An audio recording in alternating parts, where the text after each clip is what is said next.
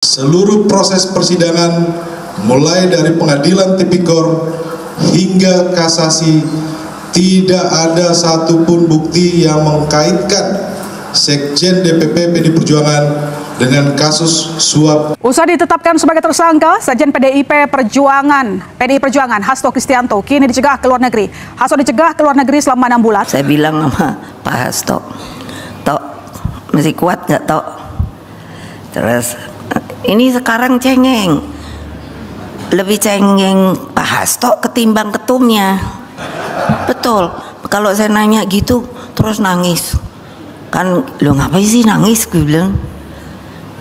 Nggak ada guna nangis, yang perlu kita apa? Ya.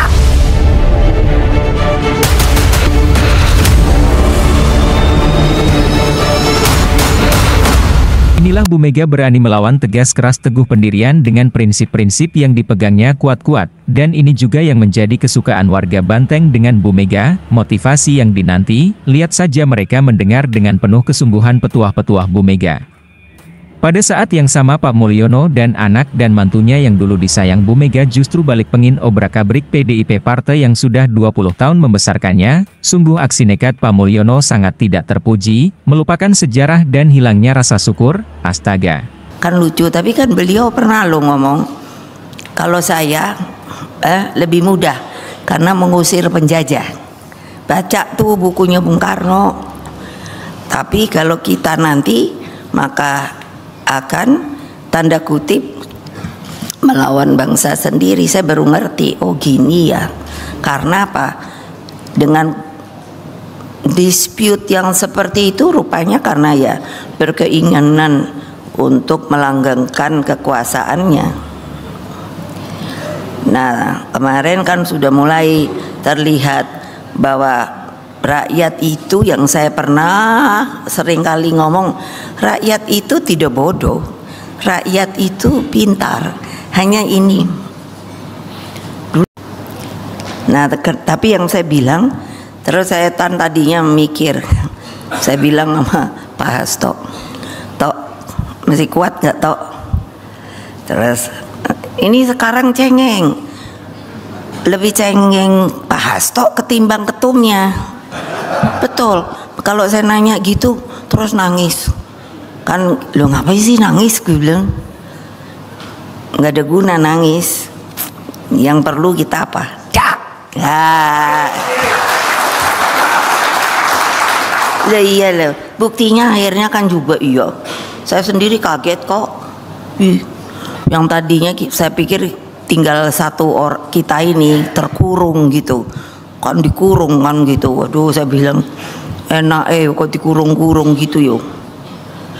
Aduh, Indonesia ini lucu. Saya kemarin itu berkontemplasi sama bapak saya. Saya bilang, Pak, dulu tuh kayak apa sih kamu tuh? Saya aja udah ngap rasanya. Mosok namanya bangsa sendiri kok kayaknya tanda kutip dimusuhi sama bangsa sendiri gitu loh. Kan lucu, tapi kan beliau pernah lo ngomong, kalau saya lebih mudah karena mengusir penjajah. Baca tuh bukunya Bung Karno. Tapi kalau kita nanti maka akan tanda kutip melawan bangsa sendiri. Saya baru ngerti, oh gini ya. Karena apa? Dengan dispute yang seperti itu rupanya karena ya berkeinginan untuk melanggengkan kekuasaannya. Nah, kemarin kan sudah mulai terlihat bahwa rakyat itu, yang saya pernah sering kali ngomong, rakyat itu tidak bodoh, rakyat itu pintar, hanya ini. Lah masa gitu. Jadi rakyat sekarang udah ngerti deh. Oh iya, terutama alhamdulillah akhirnya MK hakim-hakimnya ternyata masih punya nurani dan keberanian. Saya nggak bisa bayangkan loh hukum kalau dimainkan. Padahal kan ada hierarkinya. Itu yang harus nurut, ya apa boleh buat.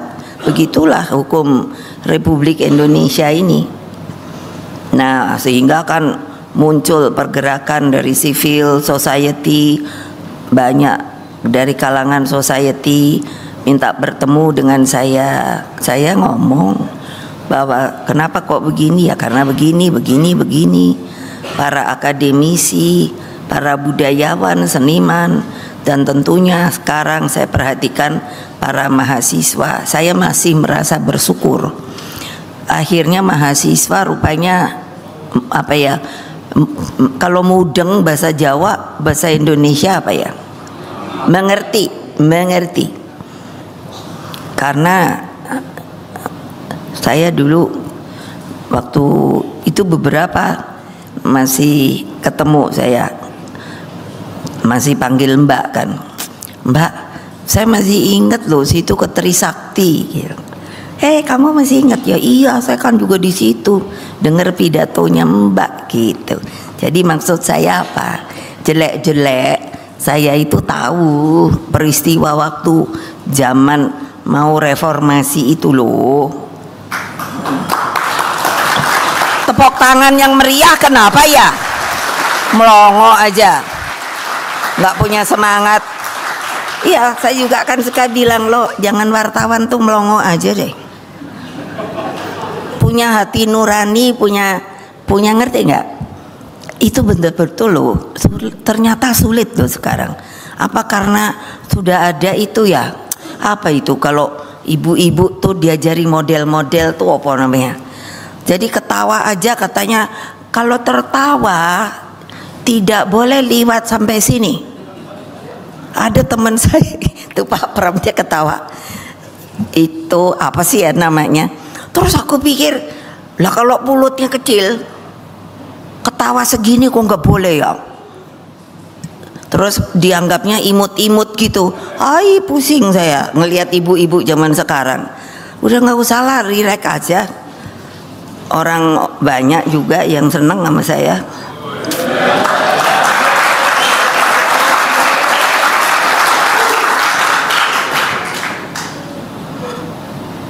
Jadi kan waktu saya tuh pikir, ingat banget itu apa itu namanya DPR itu kan waktu itu juga saya liatin nih, keren juga di mahasiswa zaman segitu. Terus kemarin itu kan saya terus ngikuti ya, jangan adik-adik pikir saya ibu nggak ngikutin loh. Terus enak aja ditangkap sampai 300-an.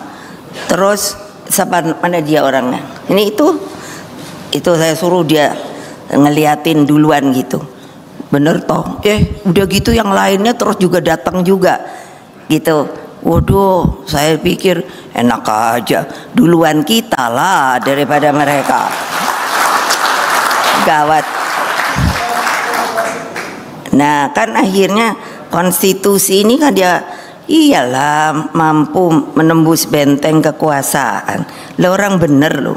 Saya beribu-ribu terima kasih sama hakim-hakim MK masih punya nurani. Karena kalau baca pidato saya itu kan saya suruh baca lagi. Yang waktu itu saya udah bilang wah. Ini kalau MK-nya kayak gini padahal itu yang saya buat gitu. Waduh, nih new order baru bisa muncul lagi loh. Iyalah MK loh, yo mosok gitu. Tapi ini rupanya udah balik nih. Meskipun demikian, makanya kita tidak boleh terlena.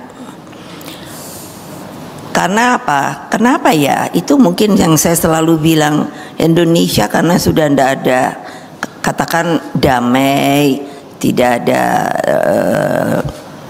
sengketa begitu. Jadi orang mulai merasa nyaman. Tapi nyamannya ada yang tidak benar. Jadi terus saya bilang ini masuknya ke zona nyaman.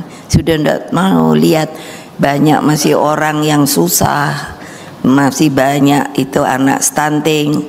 Nanti kalau Bu Airin cepat-cepat itu yang namanya Banten, kalau jadi situ ya stunting kok pakai persen-persen. Stunting tuh ya 0. Sudah mengerti belum sih ibu-ibu tuh sebetulnya kenapa heboh stunting?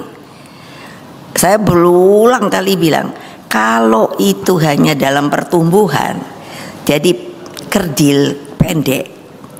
Ini aja saya pernah waktu Pak Andika jadi Panglima, saya komplain, Dik, saya panggilnya Dik karena saya kenal beliau waktu itu baru mulai ini apa namanya deket-deket sama ini putrinya Pak Hendro Priyono. Iya, Mbak Heti. Jadi waktu itu Pak Hendro tuh bilang gini, ini buka rahasia. Itu siapa sih gitu? Loh, kok saya yang ditanyain? Kan dulu Pak Hendro tuh bin saya kan. Kok saya yang ditanyain? Iya loh, deket-deket. Ya biarin aja, emangnya sih itu yang minta didekatin. Makanya mesti bayar loh benarnya. Akhirnya jadi juga. Jadi saya manggilnya Dika aja. Dik, gimana sih kamu Panglima malah nurunin ini apa tinggi badan?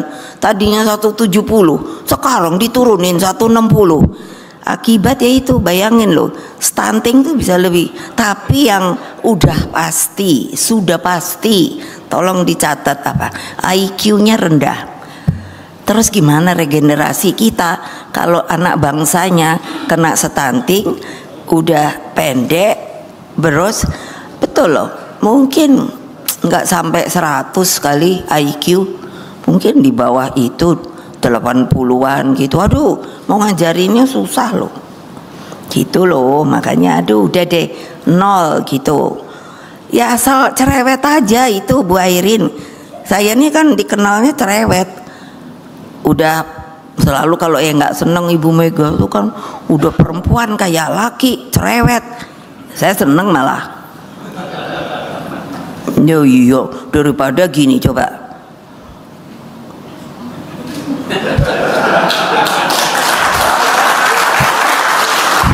Inilah Bu Mega berani melawan tegas keras teguh pendirian dengan prinsip-prinsip yang dipegangnya kuat-kuat. Dan ini juga yang menjadi kesukaan warga Banteng dengan Bu Mega, motivasi yang dinanti. Lihat saja mereka mendengar dengan penuh kesungguhan petuah-petuah Bu Mega.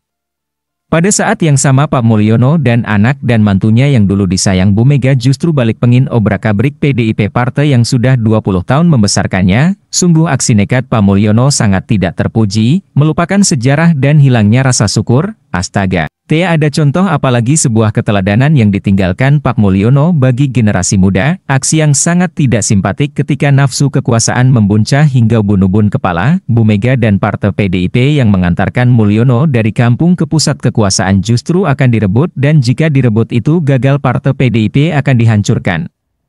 Malikundang pun tidak begitu-begitu amat jahatnya, mantan presiden dipecat partai itu sudah aib yang sangat memalukan di dunia, apalagi dalam adat budaya ketimuran. Seperti Indonesia, astaga. Demikian informasi yang dapat saya sampaikan untuk hari ini, semoga memberi manfaat. Salam dan doa kami untuk keluarga dalam perlindungan Allah, dalam dekap kasih sayang Rahman dan Rohim Allah Subhanahu wa Ta'ala. Allahumma amin. Terima kasih. Wassalamualaikum warahmatullahi wabarakatuh.